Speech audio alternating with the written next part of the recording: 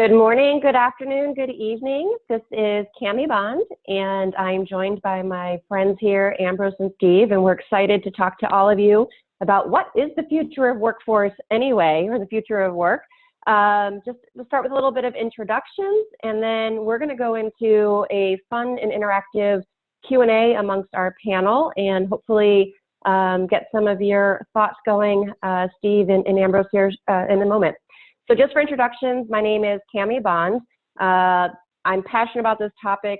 I'd like to say that I'm kind of embracing the future of work automatically. I've got 22 plus years in corporate HR, and I've left that world behind, and now I've moved into things that we're going to talk about, such as the gig economy, remote work, entrepreneurship, and different generational differences in people and diversity. So this past year, I've started 2 companies. I lead one HR consulting organization where we focus on helping leaders and HR communities embrace the workforce of the future and get ready for it, as well as another huge trend in growing with the gig economy and corporate remote work in another company that I've co-founded called Workvana, where we transform neighborhood restaurants into modern workspace for freelancers and corporate remote workers. So as a career mom, I'm loving the flexibility that I get by being an entrepreneur and a freelancer, and I'm excited to be with all of you around the world today. Steve, why don't you tell us a little bit about you, and then I'll go to Ambros. Sure. My name is Steve Rader, and I'm the founder and CEO of Crowd Resources Consulting, which is actually my side gig.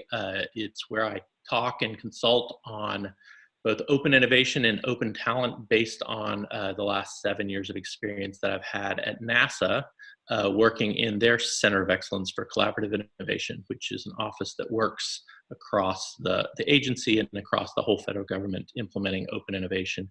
And I've been at NASA for about 30 years, and in fact am still employed there, although I am speaking on behalf of my consulting gig today.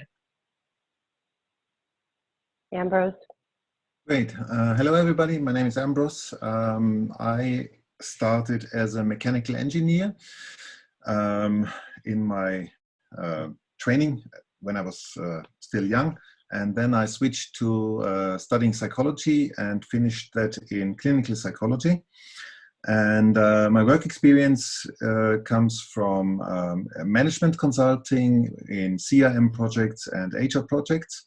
And the HR path also led me to my last employer, which was Winterthur or AXA Insurance. And I've been responsible for different topics there. The last responsibility was people development and leveraging latest technologies. But very important, I'm not working for AXA anymore. I'm just between careers. I'm starting the next challenge in April. I'm very much looking forward to that. And like Stephen, I'm not talking on behalf of AXA today. Well, thanks. Well, in the spirit of our former lives in different management consulting or corporate, I've always believed in telling people what you're going to tell them, and then remind them what you told them. So I'm going to lead the witness here and share with all of you that collectively amongst Ambros, Steve, and myself, when we think about the future of work, there's a couple themes that we're going to talk about today. First, the future is now. It's global, and the rapid and the speed of change based on technology around us makes us need to be able to move very, very fast. And it requires us to shift mindset at the organizational level, at a leadership level, and an individual level. And we're going to talk a little bit more about how that plays out over the next hour here. But first, I want to hear from each of you on really why this topic matters to you. And what does the future of work specifically mean to you? So Steve, why don't I start with you? Yeah, sure. Well, I mean, there's predictions out there that this trend towards gig work and towards freelance work is really exploding and increasing about 3 times the rate of regular work. And there's a prediction that in about 5 or 6 years, that there will be more people full-time freelancing than there are in the corporate world. And that is a huge shift. And I think that kind of boils down to kind of 3 things for me. One, the democratization of work, people doing more of what they love, driven by their abilities and results, and not by bias and not by kind of corporate manipulation.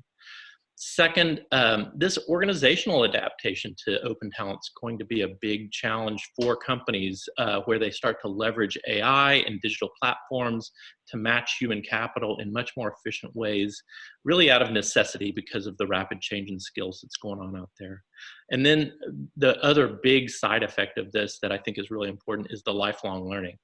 One of the things that I'm observing is that this shift is really being driven because of the pace of change, and it is almost impossible for organizations to actually educate their folks with the latest and greatest tech and still stay competitive with traditional models. So that lifelong learning component is a big deal as well. So from my side, well, as I've mentioned before, I've been working in the field of people development and corporate development in the last few years. And of course, if you think about development, you also have to think about the future and the future of work. And a few topics that always crossed my mind and always came up in discussions was one of them, if employees look at the future, very often it's more thoughts about threats and less thoughts about opportunities.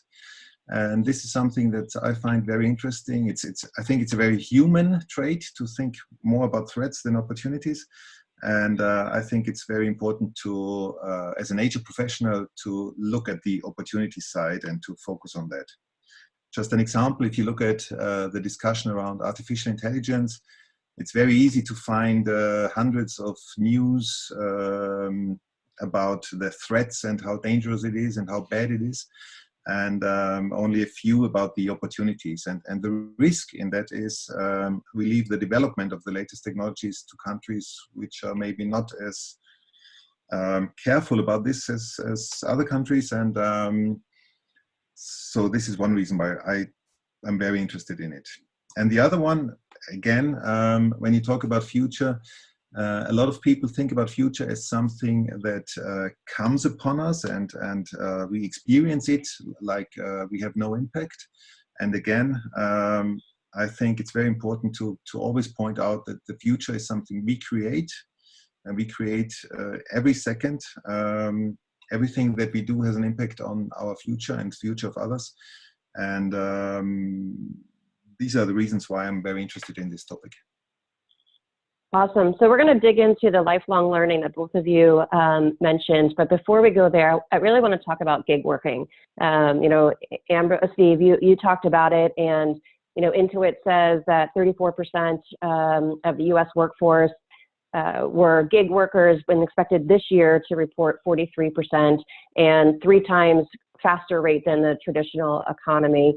And I think about why that's changing. And I also think about we've got multi-generational workforce, 5 different generations right there. And I've read some, New York Times articles and other things around millennials or Gen Z, where people are stereotyping them as lazy.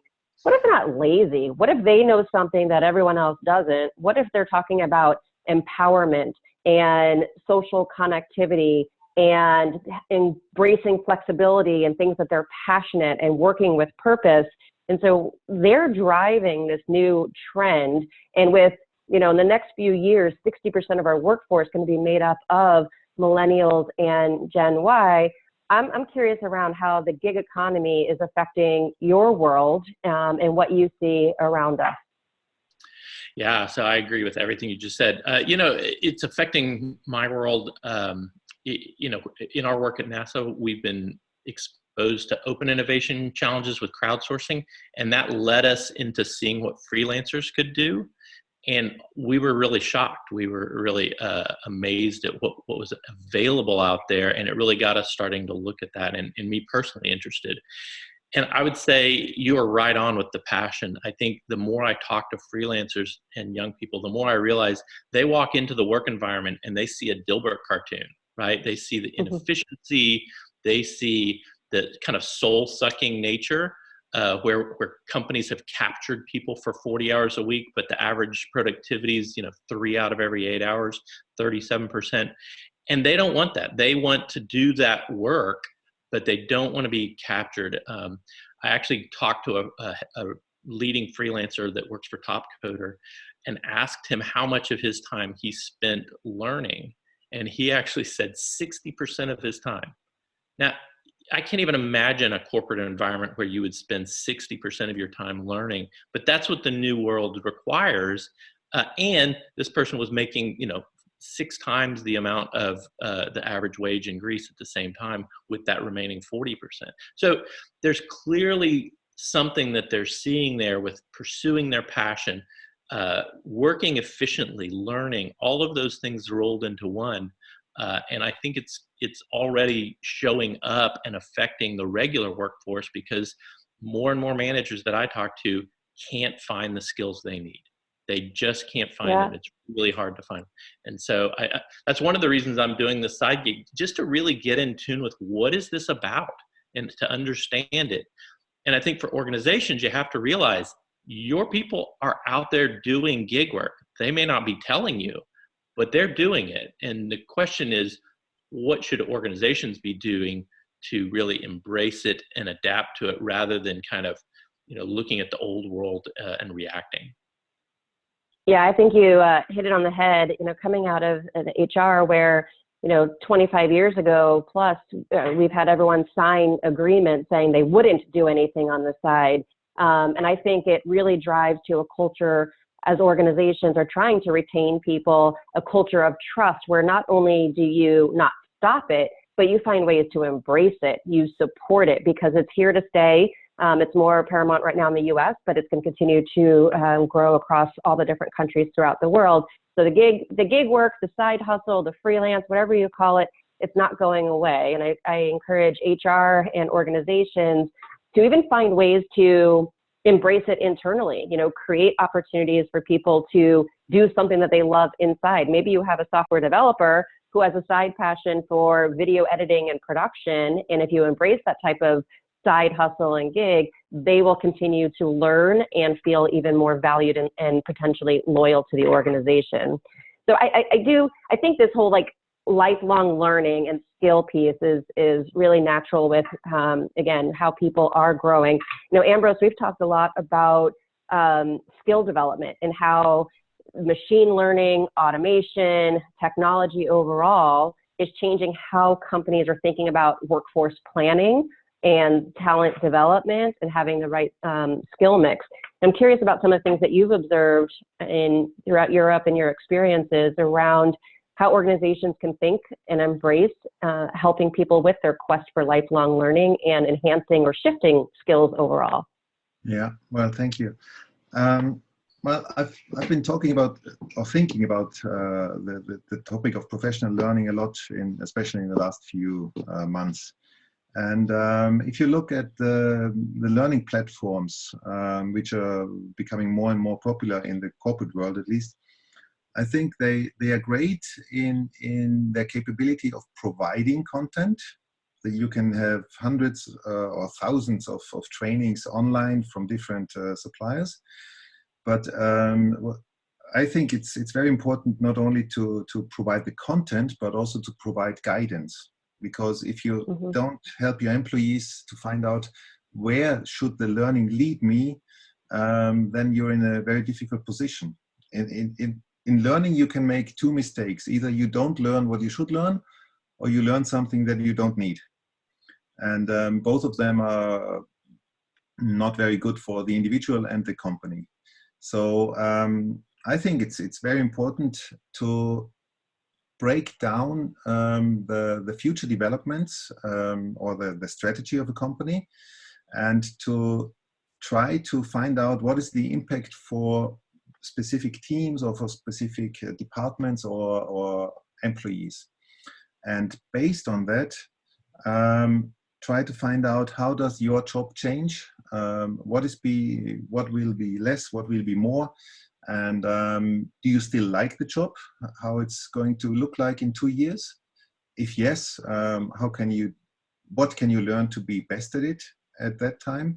And if you don't think that this job is the best for you in 1 or 2 years, then which other alternative within the company or outside the company is there for you?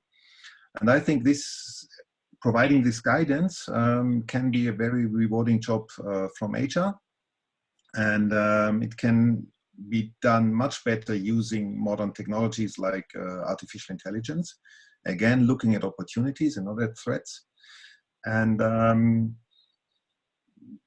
if you provide guidance, I think the lifelong learning becomes much more natural, and you don't have such a problem with motivation.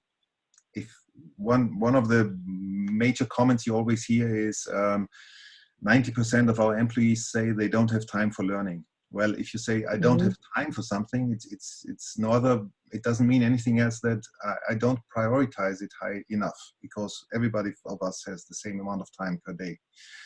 And prioritizing learning higher is easy if you provide a goal and the guidance to that goal.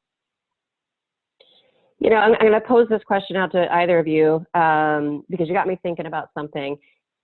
I think there's an expectation of that in organizations are there to provide, you know, almost like handing over on the silver spoon employees. Here's the path for development. Here's the training that's available. Here's what's there. And I think that's one of the mindset shifts that's required now, that a lot of things here are employee-led. Employees are taking more accountability, or individuals are taking more accountability for where they spend their time. It's their choice whether they go to the training that is offered. It's their choice whether they want to be self-aware and adapt behaviors. It's their choice if they seek out kind of the new skills that are learning. So I'm curious about, you know, in this kind of changing of mindset or expectations, you know, what do we want to encourage organizations to do to get out of some things where they've done before? And I'll give you one other lead, and then I'm going to turn it over probably to Steve first, which is, you know, we think about workforce planning, and in the past it was, okay, let's do succession plans, let's look at our existing roles, and let's like map people to fill in those gaps. But what if we don't know what we don't know? And what advice do you have to HR professionals and other leaders to really help empower their employees, embrace their employees, and anticipate the unknown as we think about this lifelong learning, autonomy, and leverage of technology? Yeah, that's a great question. Steve, yeah, I would say. And I realized that was like 5 questions in one. No, it's all good. You know. I think it really is a mindset shift that has to go, a mindset shift. You know, traditional companies have been all about owning IP and owning talent, right? And that's what's got to change, because IP is changing so fast. A lot of companies aren't even pursuing the long term unless it's really foundational. So they're being very selective. In talent, if you have to hire all the latest and greatest skills to make your company successful, that's happening now at a rate that you don't have attrition to handle that. And so there's not a policy to just keep firing people so you can keep hiring the latest. Training, honestly, our traditional training paths won't work for this rapid change. You really have to cycle people through. You actually have to expose them to passion communities. When you start looking at this next 10 years and how we're going to keep up to this rapidly changing environment, instead of thinking of owning those assets, how do you access those assets? So that's where you're seeing new platforms like Top Talent, Upwork, and Freelancer, and BTG, and Paro.io, and they go on, that are these amazing organizations that have taken all the risk out of freelancing, right? So used to, if you wanted to be a freelancer, you had to do all your own marketing, you had to find all your own jobs, you had to do the bids, you had to do all this work, and about 30 to 40% of your work was stuff you didn't really want to do. These platforms are providing matching using machine learning, using big clients, global markets, and they're kind of putting in place payment methods, right, where they can pay anyone in the world for the work they do and do it rapidly. So you can say, hey, I need a machine learning expert to come in, look at my data, and do something. And I can ask for a 1-hour phone call, or I can ask for 3 months of work, but I'm going to get what I need and pay for it. That's a real opportunity for an organization to be very agile and to bring those people into work with your team ends up educating your team and keeping them more up. So I actually look at that as part of the lifelong learning for your organization, that they're going to mainly be orchestrating bringing in talent, but they're also going to be learning from them at the same time in ways that you can't get with a class. Learn by doing, or learn by having an expert right in there with you. And by the way, those folks are actually out on platforms like Topcoder, like Freelancer, exercising their muscles and getting up to speed by learning by doing. If you look how people are learning now, it's on YouTube, it's in forums, it's in these crowd communities.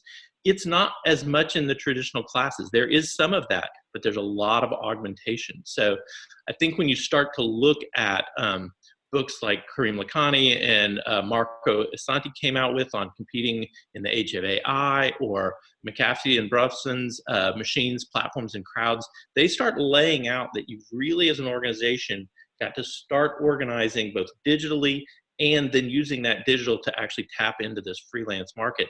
So it's a whole new ballgame. It's a really different way of looking at HR and staffing.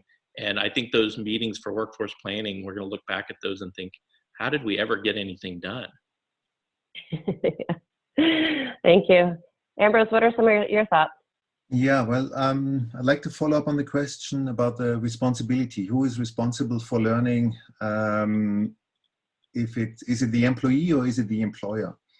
I think the employer has the responsibility to point out as much knowledge about the future as possible. So you can get, in psychology, you would call it informed consent. So employees are informed about the opportunities and the threats which the future brings, and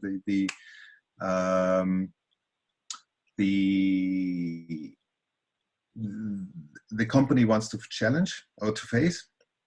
And then, in my personal opinion, I think it's the responsibility of the employee to work with that knowledge. So if someone decides, well, thank you for telling me all this, but I still feel fine with learning very little in addition to what I'm learning just by doing new stuff, then it's okay for me. Then it's the personal individual decision. But if the employee wants to learn much more than before, then again the responsibility shifts, and I think the employer should provide the content or part of the content that the employee wants to learn.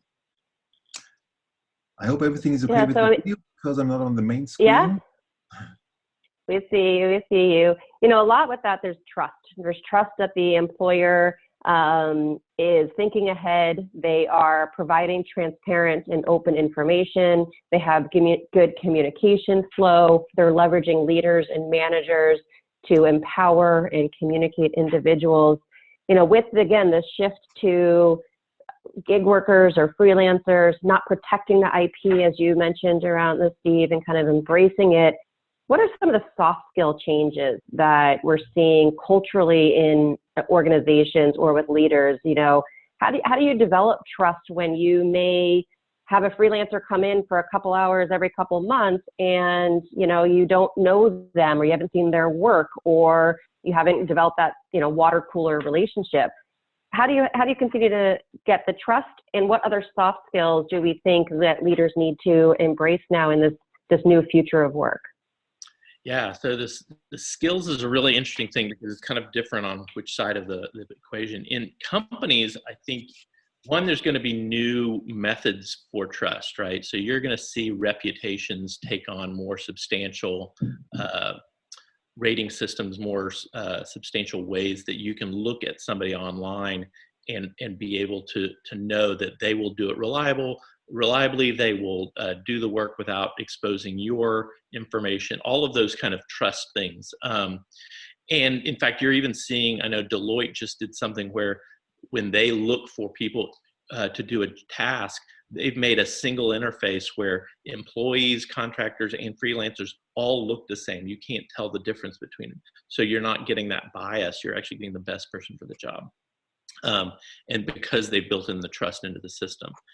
I think soft skills, it's interesting. one of the things that we're seeing is that you have to be able to actually define what you want better. So a lot of times we've relied on having a beck and call employee that you can kind of throw an idea over at, and then you count on them coming back and iterating. And that's actually pretty inefficient. And in the freelance world, you have to kind of spec out, this is what I want. Paul Estes just did a book called The Gig Mindset.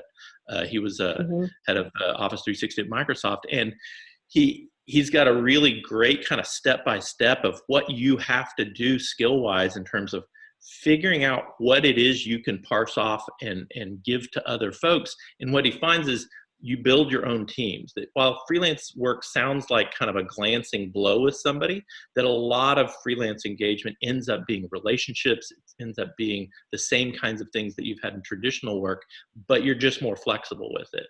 And so there's a lot of those kinds of things going on that I think are gonna become key in being able to define what you want better, so that really people of any language can take it on. People know exactly what they need to get to in, and that you start getting some efficiencies of scale in that. Thanks. Ambros, what are some of your thoughts? Yeah, well, the big headline for me regarding new skills is networking. I think an organization or a team nowadays is much more powerful and efficient and successful if the networking really works well. And because due to the new challenges that come up, you can't rely on classical structures which have been working for 20 years for the same product. If you want to develop something new and work in a new way, you have to find new skills, new talent, either within your company or outside. And this is this is possible when you're good networking.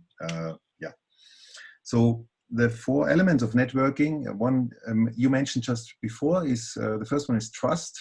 If you enter someone new into your network, trust is necessary for a good cooperation. And well, of course, that's a human trait. And the other, if there's really something legally binding, you can develop something like a legal trust. You can put the hard stuff in written.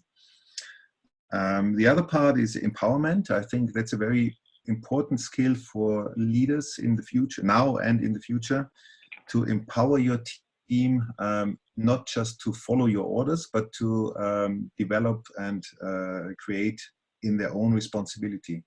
So to trust, so that they can trust in their own capabilities, and the opposite would be micromanaging or not being unclear what to develop or what the goal is, but being clear how to do it. This is the worst case. So you should be clear what the goal is, and then give freedom how your team or your virtual team can work on that. Sorry to interrupt you, but you maybe just think of something, because I always focus on, motivate me or motivate employees on why something is important. Make sure I'm clear on what's expected, but get the heck out of my how, because I want to figure out how to do something, and I don't want anyone telling me how to do it. So motivate me with the why, be clear on the what, and get out of my how. So you just made me think about that. So this is perfect. This is a perfect description of important parts of empowerment.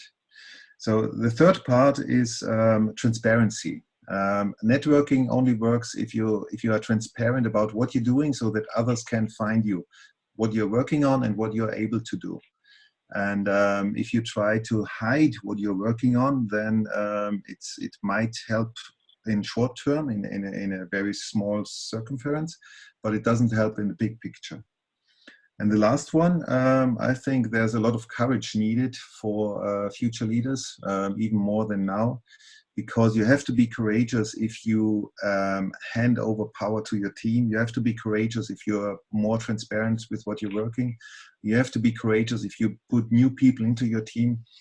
And if you're very much on the safe side, so the most important thing is not to make any mistakes, then I think that's becoming more and more of a disadvantage. Thank you. So I heard you say trust, empowerment, transparency, and courage, or being courageous. And I think those are really interesting soft skills. You defined that under networking, but it's a perfect segue to another huge trend in kind of the future of work, which is remote work. And if we've got, freelancers or gig workers who are not part of a company or a company's culture, but they still may be either physically on site or they're remote, or with people that are part of organizations with the same employer, the huge rise in remote work. It's a lot harder for managers or leaders to maximize team effectiveness on the productivity side, as well as on the emotional side, and building things like trust and empowerment and being transparent and courageous. So, how do we think about the ways that we can support the growing trend of remote work and being able to create that networking effect in a way that does, embrace people? Yeah, I'll pitch it to you first. Yeah.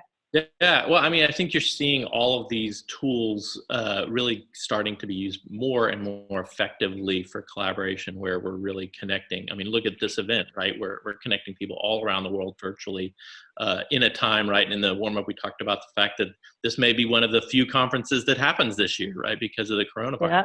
And so there's some key advantages there. But I think, there's a professor at Rice that's actually studying some of the social constructs that have happened within the workplace, and looking at this trend in remote work and this trend in gig work, and trying to tease out what are the big trends and how are these social pieces of our lives transforming as part of this. And I think the work you do is a great example, right? Is if you look at the workspaces that people are paying money for to not just work in their home, but actually go sit in an office and pay somebody money, it's not for the desk. It's for the connections and the networking with other people. If you walk into a WeWork, it's got a bar, it's got a lounge area, it's got a place to play games. All of that is about human connection that people need. And I think that becomes very valuable, and goes to what Ambros was talking about with networking. Is human networks are really important in the ecosystem. And I think what we're seeing is more effective ways to spread broader networks that have both in-person aspects, but also global aspects. And those things all are starting to work together and be able to bob and weave. I just started using Jamboard. Have you used this? Google's Jamboard. It's like a whiteboard with sticky that you can use, and everyone can use it. And it's so simple, but it's also, it just means that now I can have a brainstorming session almost as if I was at a whiteboard with 15 people. And that's actually those kinds of simple tools that start to translate, start to make that a lot easier and simpler, and start to reinforce the power of remote work. Thank you. Okay. Well, if I think about remote work, I think it's a very good example about the huge range of situations and mindsets you come across. Colleagues of mine say, I haven't seen my office in the last 3 weeks because I do everything remote, and whenever I call them, they're in a different place. And other people, they haven't tried working at home once in their life, at home or at any other place. And again, coming back to the part future is something we create instead of just experience. My vision would be remote working shouldn't be a topic at all anymore. Every employee should have the opportunity to work wherever and also whenever she wants. And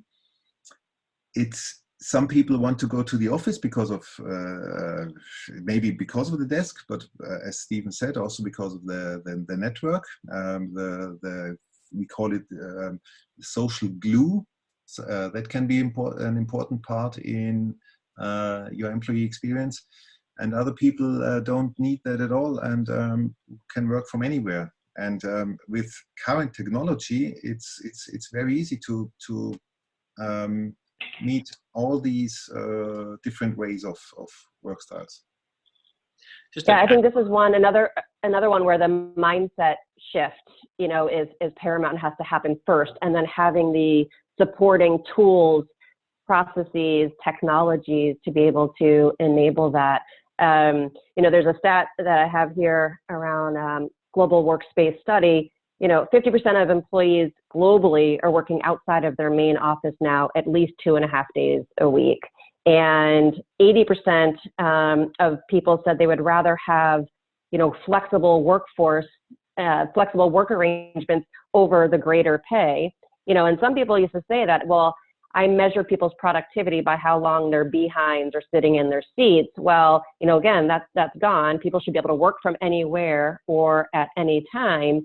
And in fact, there's more research that shows people reach maximum productivity by working individually, and their biggest sprint is like a 2.5 to 3 hour window before they kind of need to calm their brain. So, again, what are some of the thoughts around how we can help shift the mindset of organizations and or leaders or employers that where this remote work or work from anywhere is very foreign to what they might be used to? Yeah, and I think it actually ties into as well that paying for time, right? That really came out with the factory model. Before that, you paid for a good or a service, irregardless of what amount of time it's spent.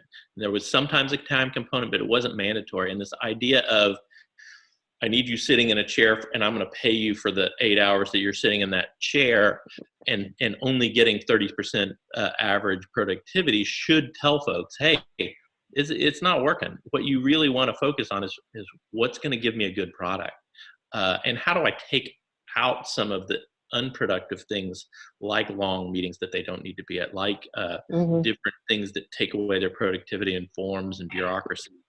Or commute. Commute, absolutely. And all of those things are things people are just tired of, right? And I think what I noticed in the freelance world was that extra time, people still work the same amount of time, but they use that time differently. Some of it was to make money, and some of it was to learn so they could make more money. And what we do when we capture people for 40 hours a week and then waste 60 some odd % of that time is we basically keep them from learning. And we don't think about it that way, but organizations are sabotaging people's careers by capturing them this way. And I know we talk about kind of those companies that have full-time and those that use freelancers and the freelance work, but I think the future is going to be this hybrid where people work, anywhere from 3/4 to half of their time for a core organization, but then they're freelancing themselves and doing gig work to learn, to kind of expand their networks, to understand what's going on out there, and that will bring richness back into the company. One of the things about the workplaces that you provide is you're actually providing workplaces for multiple people from different companies and industry. That causes a cross-section that you don't get inside a company very well, right? If you talk to Google, they make everyone walk to the same cafeteria so they all kind of cross paths, and you get that diversity of the disciplines and break down the silos. That's what's happening in some of these new work environments, is you're getting more innovation and more networking because you're actually getting people to intersect in different ways. So just to add on there. Yeah, no, I agree. And I would be remiss if I didn't use this platform to also talk about working mothers, right? As a person who's been so career oriented and family oriented, it's sad for me when I hear statistics like 30% of women don't go back to work after maternity leave because they don't know how to have that work-life integration, or their employers don't know how to embrace it. And so again, when I think about mompreneurs or freelancers and remote work in a way to continue to have women in leadership and accelerated career paths, by offering that flexibility is just one of the best ways that companies can continue to support the diversity of women or parents in general. So I think that's a huge opportunity to think about that. And I do like the angle of the social activity, because, and I want to get your thoughts on this, another big trend right now is around the admitting and the diagnosis around depression or mental health issues with people with stress, or it's just becoming much more of a topic now.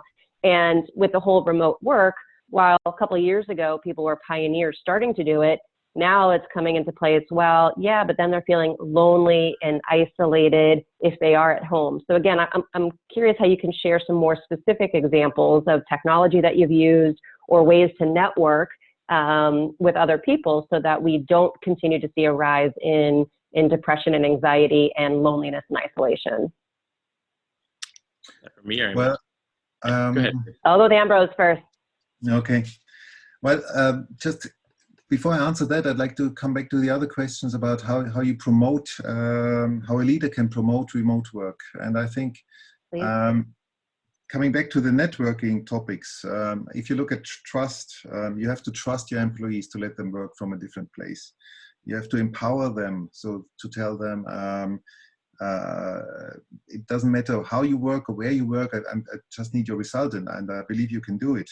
And you have to have the courage. So I think a lot of networking aspects help in the remote aspect as well. And the last part, of course, is leading by example. If you're a leader and you're sitting in your office 5 days a week, then of course you're not a big role model regarding remote work. Regarding your last questions of depression, I don't know any research or any articles that showed a different pattern between or a correlation between remote work and office work on depression. I think it comes back to the point that, again, as a leader, soft skill, as a leader, you should be able to find out what's the best for your employee and support that. And also, if there's a crisis or something that your employee needs more than usual, then I think it's not connected to the question of remote or not, but it's connected to the question: are you a caring leader or not? Yeah. Thank you. Steve, thoughts from you? Yeah, I mean, it's an interesting thought because in some ways remote work is enabling more family time, right? So that's a good connection. I think when it comes to depression, we focus on isolation sometimes because of the digital nature that we envision on this, but we forget people actually can still move and work and meet. I think one of the things about this that's interesting is that agency is actually a huge indicate. Like if you have agency, the chances of you kind of feeling like you're controlled and you don't have any choice goes way down, right? So gig workers are starting to take on that agency and they get to pick what they do. They're not told which jobs they can take. And I think it's that Dilbert stuff that I was talking about earlier where I started thinking about companies a lot, and a lot of companies behave a little bit like communist countries, right? They're looking at their good that they're trying to do, their goal, and they're moving around the resources, the human resources, to further that goal. And sometimes that will align with what those people want to do, but a lot of times they don't, right? And what you start to see is new people coming to these organizations see that and they feel helpless and they feel like they don't have ways to get heard and to make choice, and that their careers are being decided for them. And in a lot of cases, there's bias that are keeping minorities and other people down, right? And that's why I tell you that the democratization of work is really powerful. And I think it goes to people not feeling helpless, not that they have more agency to learn and pursue the passions that they care about, that honestly, a lot of large organizations don't provide, right? They can't afford to provide it for everyone, and they don't. It's interesting to see some of these freelance organizations, though, these platforms. Paro.io is an accounting and finance crowd that basically they use machine learning to match people up with tasks. And every time they do that, they match them with tasks that are going to be a slight bit of a challenge for them. And then they provide them support so that they'll make sure and be able to successfully accomplish that. But when they finish each job, they're upskilled. They're smarter than they were going in because they have this new experience. And they're actually making their machine learning build in that development piece, and allowing those freelancers to set goals in what they're most interested in and how much work they want. That's agency. That's new organizations that are helping people to reach their passions rather than manipulating things just so that they can get a profit. That was kind of dark. Yeah, no, it's kind of interesting though. I mean, it's people have to change and think about how actually smart technology can be and how we can use it to our advantage to actually focus on skill development. And again, the best learning happens by experiencing it, and so there's no better way for that. You had shared a little bit around how NASA has been using freelancers to even think differently and broader.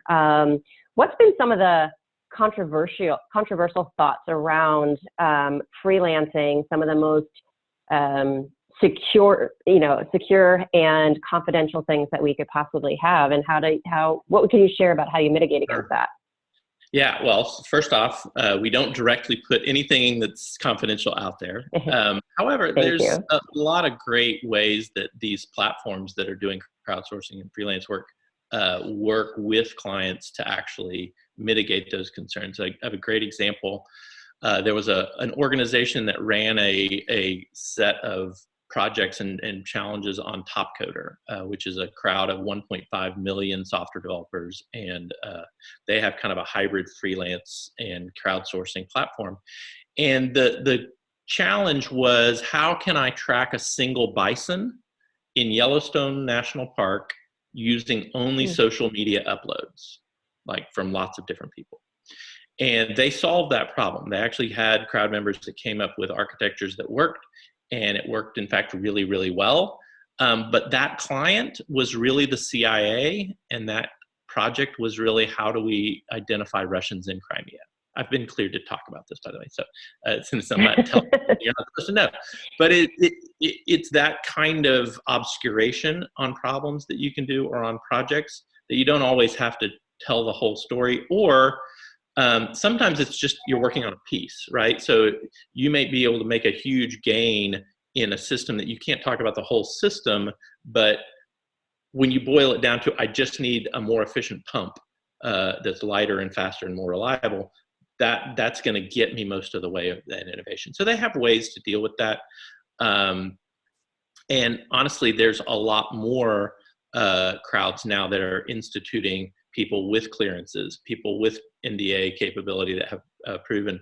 And one of the things you're seeing in these platforms that I think is going to have to be mirrored on the HR side is these platforms are recording what we call the digital exhaust, right? So everything these freelancers are working on in terms of projects, are they on time? How well were the results rated? What were the nuanced skills needed?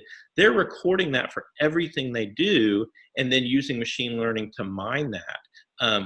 So they not only get better fits for what people are doing and what they want to do, but they're also getting a reputation, right? So if you say, hey, I've signed 55 NDAs over the last 10 years, and no one's ever complained about me giving away a secret, I kind of trust that person, right? And there's going to be more ways that you can use that deep amount of data that likely will have to be secure by a third party, but still out there as your new resume, that are going to actually start to build trust and to provide those mechanisms. Does that help? Yeah, I would say, I used to have an expression coming out of GE, where I worked for 8 years. Trust is really about your say-do ratio. I mean, how much do you do what you're going to say you do? And at the end of the day, that's how you build the trust. Ambros, I'm curious about some of your thoughts coming from, different parts of the world. We've talked a lot about US, and I'm curious what you're seeing as similar or different trends through, Europe or, in Asia and other parts of the world. Yeah. Well, of course, I can talk about more about Europe than US or Asia.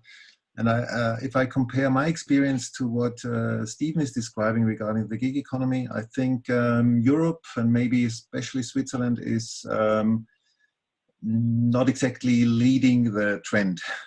I would say gig economy is a much bigger trend in the US and in Asia than in Europe and Switzerland. I'm not sure why that is. Maybe it's a more traditional approach. Maybe it's also part the socio-economic status or the situation, the economic situation. If an economy of a country does very well, and the companies are doing very well, the classical models maybe work longer than in other parts. But in my experience, a lot of what I'm hearing on this call, and that's why I find it so interesting, is not reality yet in Europe. And this leads us back to the point you've said before. The future is now. So that's another big guideline for me. If you want to see the future, you don't have to look into the glass bowl. You can look into other parts of the world and see what's going on there. I think you hit it too, in terms of like this conference being around, innovation in the future of work. Innovation really comes from applying certain ideas or practices from one product or process in somewhere completely different. So I kind of think you're like in a time machine or reading a crystal ball, Ambros. I mean, now you know what's going to happen in Switzerland because it's happening in other places. So everyone's going to come to you with all these questions because you can predict the future. Yeah. I do want to switch gears a little bit, but just because with the coronavirus and social media that we've kind of talked about, and just differences around the world, people are handling it different. And I don't want to get into the science and kind of the politics of this, but I do want to get thoughts on, there's an article that just came out from The Guardian and saying Google is leading the way in encouraging people to work from home. So hence the remote workforce. And I think they actually talked about it being in Ireland as kind of leading. So, how could we potentially see where it's this epidemic or something else that might, in an acute situation, cause companies or people to think differently? And, how can we also be prepared for that or embrace it? And again, I know I do loaded questions, but while I'm talking, it gets you time to think. So I'm just curious about your thoughts around, this virus now stopping things around the travel, and what that does for people now working more from home. Yeah, well, it's interesting you say that, because literally yesterday, the NASA administrator sent a note to all of its employees saying this Friday is going to be an agency-wide telework day so that we can see how it works when everyone has to stay home. And so it's very interesting you asked that. And I think there's been several articles that I've seen and reposted about some of these tipping points on remote work and gig work. Mm-hmm. And I really think that two things might actually accelerate an already aggressive curve that gets people doing remote work and even more so into freelance. And that is a pandemic like we're looking at, right? Where suddenly people can't go into work, but also a recession, right? Used to companies where you went for reliable stability, and you sacrifice flexibility in order to get that. And freelance was risky and unstable, but it had lots of flexibility. What you're seeing now is companies are laying people off at every recession. They are not as reliable or stable, but freelance work ends up having a global market that is much more robust to recession, and that feeds into especially kind of knowledge work, which is much more robust. Mm-hmm. And what you're seeing is that there's a lot more stability and flexibility. And that's one of the things that I think is driving some of that. And so I think when we see these recessions happen, you'll see a bunch of people get laid off that start to reappear in the gig economy. And from what I've seen on some studies out of Upwork and other places, once people go there, they don't come back. They don't come back to organizational work once they've figured out that they can actually make a living. So it'll be interesting to watch. Yeah, thank you. Ambros, any thoughts from you on that?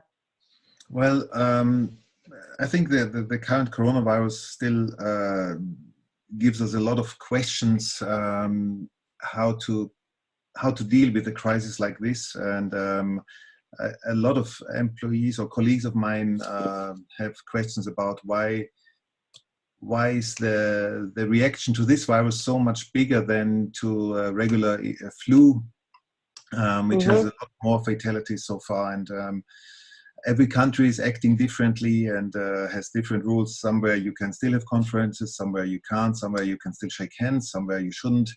And well, but putting it all together, I think it's especially regarding remote working. I hope that we can use this crisis as a chance to again to learn a lot. And what Steve described, if a company says there's a work of like a mandatory work from home day, I think that's a huge learning opportunity. And again, this is something positive out of it, hopefully. Yeah, I mean, this is one of the reasons why, or part of the reasons why I started or co-founded this company, Workvana, which is getting people out of their houses, getting them out of their long commutes or in, chaotic coffee shops, but providing an affordable, productive, inspiring place for people to work and be connected, and in fear of some type of recession where people are laid off and they now need to have a place they can go to either look for work and be in a safe place or to freelance, as well as a fear of underutilized assets like restaurants that sit idle or second homes that sit idle or cars that sit idle. How do neighborhoods bring back vitality and localization and community by reusing these assets? And so I think a lot of this learning around the coronavirus, remote work, gig work, it's also helping people think differently about stimulating the economy as well. We are, a few minutes here on time, and I think I wanted to get each of your thoughts on what you personally are learning or doing differently as you think about your lifelong learning and going into like this next stage of work, whether it's through skill shift or physical location or gig worker. What are you doing, and what advice would you give yourself if you were asking yourself 10 years ago? Well, it's interesting because I've been giving advice to my 3 daughters on what they should do. And so Perfect. What I've told them is I've said, you are not going to be in the world that I came from, where I, went to high school and then went to college and, got an engineering degree. And then my learning somewhat stopped, other than a little bit of learning I did as part of being a part of a large organization. I said, you should never not be engaged in some level of learning. You should always have something going on.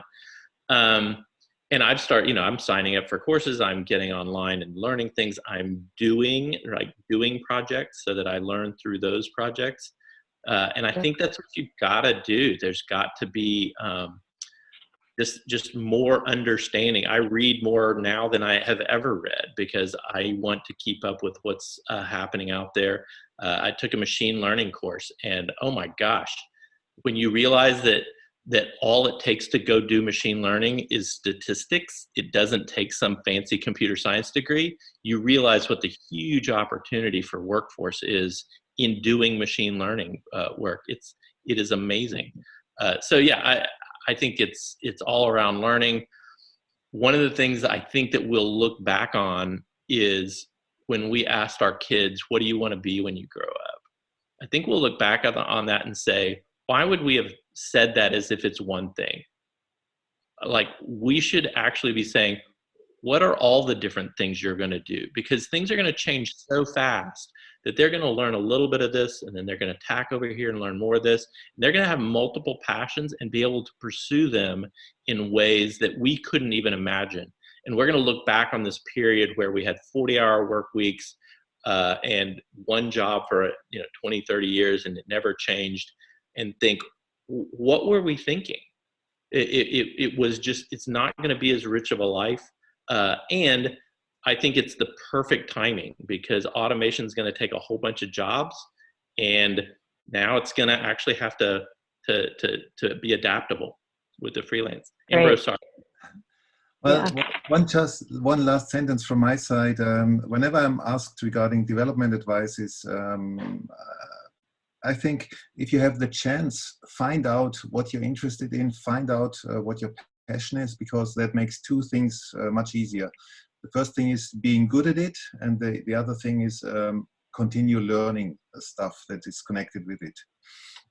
And we all don't know what the future brings, to be honest. But if you are doing what you're interested in, if you're working on your passion, the chance that you are successful is much higher than if you're working in a field that you don't actually like. Yeah, I leave with this. Have the courage to be bad at something new, fail fast, and learn from it all completely. So I think this is really interesting, and I appreciate you allowing me to go kind of rogue in some different topics and throw things at you that we had not thought about. But again, we leave everyone with the lifelong learning, the gig economy, remote work, and what technology, AI, machine learning, and automation is doing to change the skills that we need differently for the future. So thank you, everyone. Thank you, Cameron. Thank you. Awesome presentation.